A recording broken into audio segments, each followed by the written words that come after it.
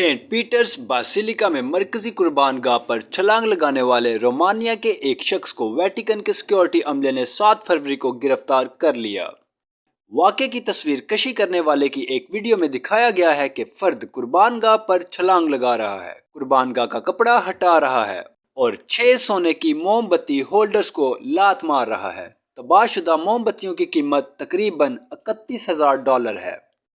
یہ ایک سنگین ذہنی معذوری والے شخص کا واقعہ ہے جسے ویٹیکن پولیس نے حراست میں لے لیا ہے اور پھر اسے اطالوی حکام کے حوالے کر دیا گیا ہے۔